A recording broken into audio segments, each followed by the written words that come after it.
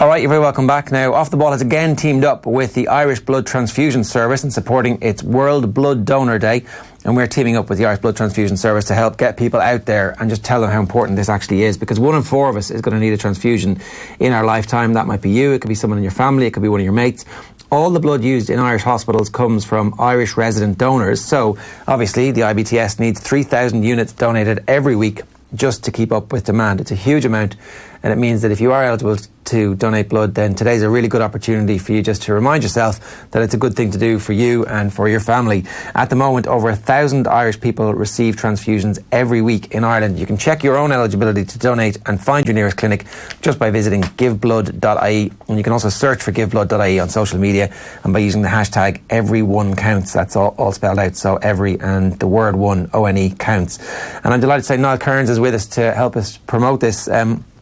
Niall, this is a very personal story to you, and it's one that I'm sure quite a lot of people don't really know about your history. People are familiar with you as a very successful intercounty Gaelic footballer, but you are somebody who has had a blood transfusion in your life in the very recent past.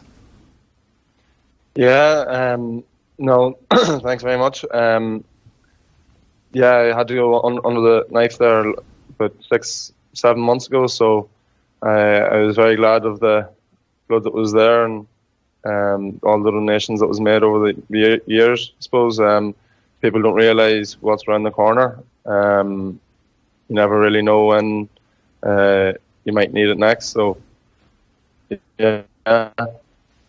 I presume it's not actually even something you think about when you're going in to get surgery. You just kind of assume that it's going to be fine, that there's going to be plenty of blood. So when you hear the stats that there are so many litres of blood needed every week from Irish people, like, I must give you a little pause to think, geez, I'm actually a little bit lucky that somebody took the time to go to their local clinic, give blood, and that facilitated my ability to get well and to have the surgery. Yeah, absolutely. It's the figures there it's mental. Like, people, you could never give enough. It's just something that needs to be done, and people should think about doing it more often. People need to go to clinics to see if they can, because certainly some people aren't able to give, but you should definitely think about going and contributing as much as you can to help other people. You might know a family member or someone you know. So yeah, so I think it's such a good cause to go and donate and help other people as well. Now, tell us a little bit about your own story, because you had a kind of long-standing problem from the time you were a teenager. Eventually, it necessitated surgery. When did you first realise that there was a cardiac issue? So it was only picked up probably when I was 16. At that point, I was referred to Crumlin Hospital up until the age of 18. So in Crumlin, they were just monitoring it so that it wouldn't get. I was on medication to keep the valve safe and protect it. But I was then transferred over to the Mater Hospital in Dublin, and they monitored it for another 2 years until it started getting bigger and bigger.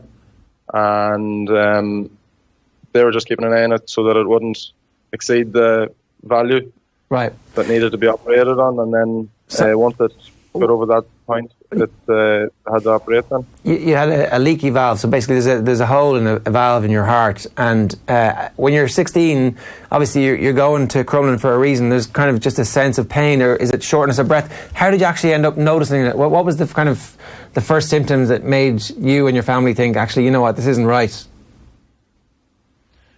The first time that I got it, it was something so simple. I bent down to get a charger, and at that point I just found something in my chest. So then that evening, myself and Mum decided to go to Cavan Hospital, and it was then they picked it up and transferred from there over to Crumlin. So I was in hospital in Cavan for 2 or 3 days just to see what the problem was, and then from there I was transferred on up to Crumlin, where they found out that it was a more serious matter than what was expected. And at 16, are you taking all that in? Are you kind of conscious enough that actually this is quite a serious thing? Are you calm enough about it because everybody else is calm around you? What's your memory of that?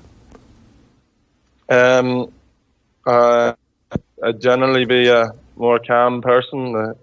Nothing too much would stress me out, but at the time I didn't really think probably too much about it. It was more Mum and Dad was thinking a bit more of it. So yeah, no, it was only until recently that you think more about it and you're like, God, it was probably a more serious situation than I was making it out to be or thinking that it was. Yeah, I'd say your parents were pretty scared on your behalf, even if you weren't. So the other thing that's like very important in all this is obviously, so you're an inter-county footballer now, but you're not born a 20-year-old under-20s inter-county footballer. You've been playing football the whole way along and getting good at it. So obviously you're unbelievably healthy and fit as a 16-year-old, but presumably too, when you're getting diagnosed with a leaky valve in your heart, you're like, well, I need to go and play football because that's what I do. That's the thing that I do that I really enjoy the most. So what happened there? Did they tell you to stop playing football? Was there any chance of that? There was a period there where when it was first diagnosed that I was told to just like relax back a wee bit.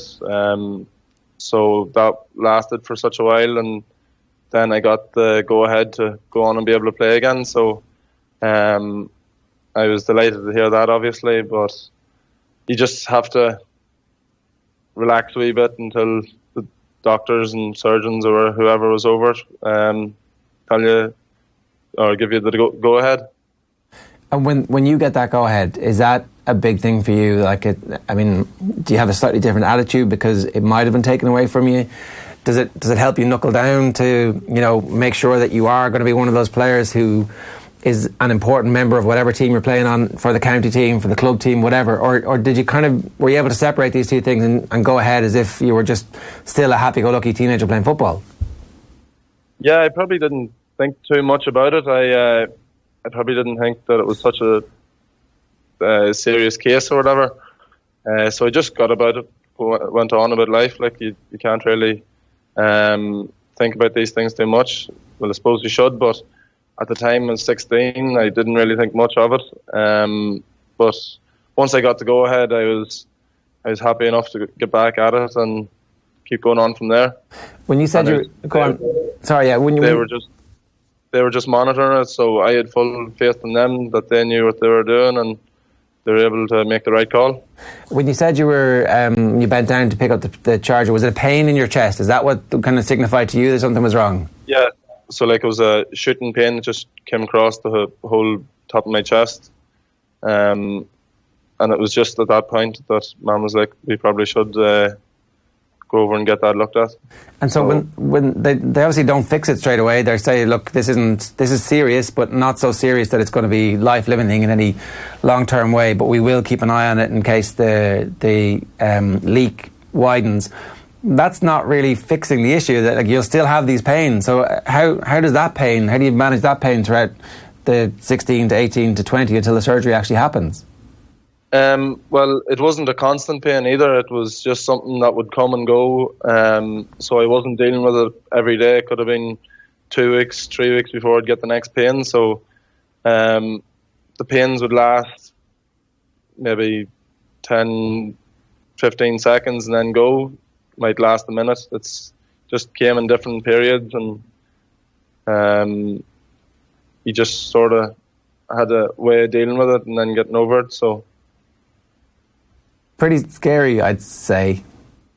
Yeah, but at that age, I'm easy enough going, so and then things wouldn't really bother me at all.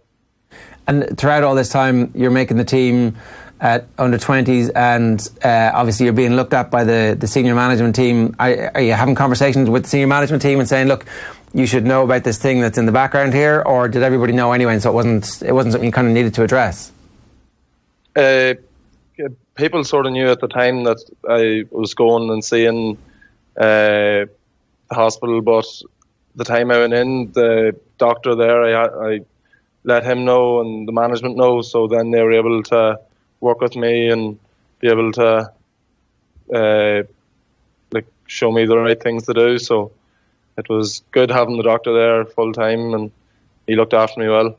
And so when you go into the senior team, did they manage your load a little bit, and take cognizance of the fact that this is something that you will eventually have to deal with, or are they like, look, you either train with us the way everybody else trains, or we'll just wait until you're ready to go? How did that conversation come about? No, definitely not. Malachy was very good. He gave me whatever time I needed. He made sure that I was well and able to play. So, no, he definitely gave me the time that I needed and whatever treatment that I needed, first and foremost. And the physios and doctors there kept me alongside. So they were monitoring it the whole time. So I was in safe hands. That must have been a little bit frustrating for you too as well, because obviously you just arrived into the panel and you want to break into the team and you want to do what everybody else is doing, but obviously this is in the background. Like, was there any sense from your own that you wanted to get this dealt with quickly, because you just want to make sure that you're ready to go and that it isn't going to interfere with your intercounty career? Yeah, I suppose the time that I got the surgery done was the off season as such, but I really wanted to finish out last year, so I kind of postponed the surgery as such to be able to play the whole year, and the surgeons was happy enough that I was able to do that too. So I was happy enough to get the whole thing done on the off season as such. Yeah, I mean, that's sensational. I didn't realise, because for people who are unaware, you had an amazing year last year, broke into the team, nailed down a midfield slot, ended up as an all-star nominee. So while all the time you knew, obviously, in the background that there was surgery coming down the tracks, that's pretty impressive, splitting the screen in your head going, I'm going to focus on this, but at the same time, I'm just going to make sure that that's in the background there. I guess you wouldn't take back a second to last season. It was an amazing year for you. No, definitely not. It was a great season to be able to come in and go so far. And I just didn't really want anything. At the time, first and foremost, was the football. And because I knew down the line that I would have been getting the surgery after the whole thing had finished. So, no, I was happy enough to crack on with the football at that time, and I sort of had to let that go to the back of my head until the time came around. Yeah, it all worked out quite well for you in the football front. In terms of the surgery then, it's open heart surgery, it's 6 to 7 hours, it's fairly physical. The aftermath of it, the toll on your body, is something that I think a lot of people probably don't understand. And then in the midst of all that, you're getting blood transfusions as well. So what do you remember about the build-up to the surgery and just how tense you might have been yourself, and the aftermath? Can you talk us through a little bit of that? Well, I suppose I planned on getting it done on it was the 5th of November. So it was a Friday evening when they called me in. You only get a phone call a few days beforehand because they weren't sure whether they were able to take you or not with emergencies and stuff like that. So I was called in on the 5th of November and I was to go on the Monday. But when I was preparing to go down for surgery, 2 emergencies came in that night before for transplants. So they obviously were in more need than I was. So they had to be dealt with. So I was sent home and I was called back the week later. And it was I was called in on the Saturday and went for it on the Monday morning. But I suppose the first time really showed me what it was going to be like. So the second time wasn't as nervous. I think Mum and my sister was more nervous than I was. So no, it wasn't the worst experience. But after the whole thing, it fairly took its toll for a while. But each week got stronger and stronger. And yeah, thank God for that. And how long is a recovery from something like that? Because I think it was, am I right in saying 6.5 or 7 hours of open heart surgery, and so there's just a weakness afterwards. You can't. You're obviously doing intercounty football training, so you're at the elite level in Gaelic sport, and then all of a sudden afterwards, it's like, no, you can't do anything for ages. Yeah, I suppose me being healthy and young and fit definitely stood to me. You're just able to recover, and you're willing to recover a lot more quicker. Your body's just able to cope with that a wee bit more pain, and that willingness to get back. So you sort of keep trying to push yourself to get back and get going again. And how soon afterwards were you able to just do normal things and think about kicking a ball again and think about going back training? It was probably a month and a half later. I went back to the training ground just to get out with the boys, and they were training away, and I was just walking about. And I felt good then, because I knew that I was able to come back soon enough. Well, soon enough as in 6 months. But it was a slow process at the same time. Like, I was bored out of my mind watching boys going, and me not being able to train is just hard to watch too. And when did you feel normal again? Probably it's probably three months after it. Not normal. There was still pains, and you'd still get an itching pain there now, but that's all muscular now. But probably around 3 months, I felt strong again, able to do a bit more than I was a month and a half. And so that's interesting. Obviously, we didn't talk about that, but they try to keep your own valve to make sure that there's as little change to the integrity of your heart pre and post surgery. But you actually needed a valve put in. Is that right? Yeah, that's right. First of all, they said that they were going to try and keep my own valve fix it, but the way that it was fitting back in, it just didn't work out, so they ended up having to put another valve in. So it was good that it worked and everything went well.